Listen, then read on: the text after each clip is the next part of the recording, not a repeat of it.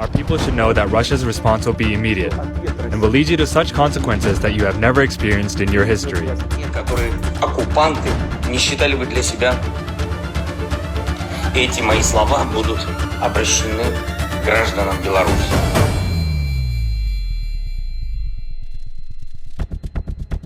I've asked is American citizens should leave now. What really happened and is happening between Russia and Ukraine?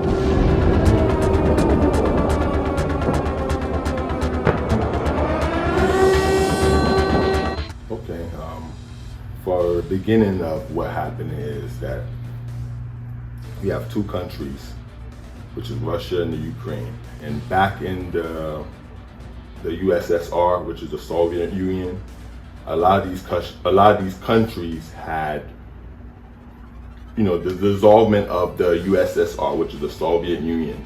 So a lot of these countries became independent, which is the Eastern European countries.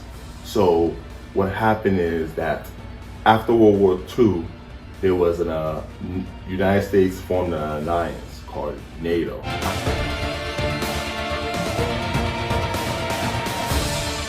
During the time when the USSR dissolved in the 80s, so a lot of those Eastern European countries had joined NATO. Okay, so during these times when they joined NATO, there was a membership. They joined NATO, and Ukraine was one of the last countries in the Eastern Europe that wanted to join NATO. Okay, and you have the dictator Vladimir Putin.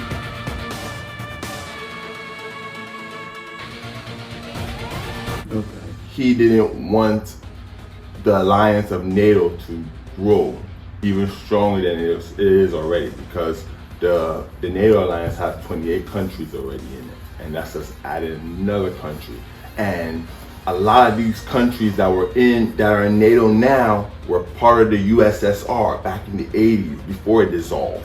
So now these countries are just joining NATO, and that's now like he does not want to see the collapse, like the strength, the uprising of NATO, especially with Eastern European countries, because all the Western European countries have joined NATO.